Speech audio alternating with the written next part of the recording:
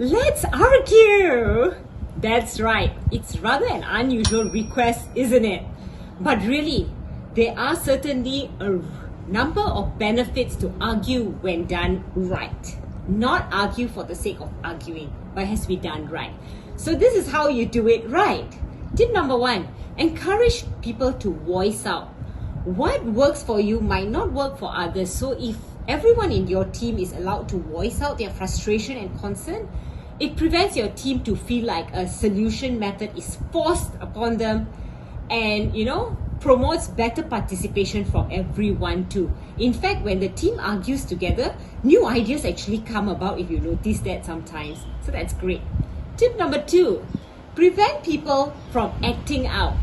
Is there someone on your team who's been working in silo or frequently taking medical leaves? These are signs of someone acting out of frustration. If they're frustrated, why argue instead of discussing, you might ask? Well, that's because people who are really frustrated, right, they're boiling inside, are usually more prone to be affected emotionally.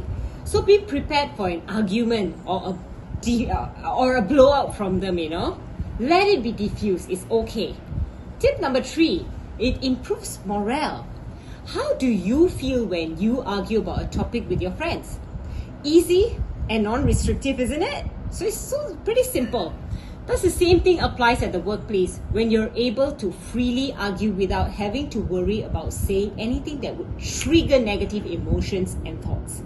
So guys, there are benefits of arguing at work as long as it's done respectfully and strictly about work. No matter what you do, remember to never make it personal, and it will be a fruitful argument. After the argument, go for a cup of tea together.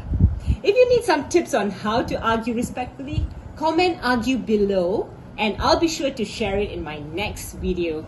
So if you find this really helpful, please come and like and subscribe and share it out to as many people who love to argue, because arguing is not wrong, but it has to be done right. Till I see you soon. Bye.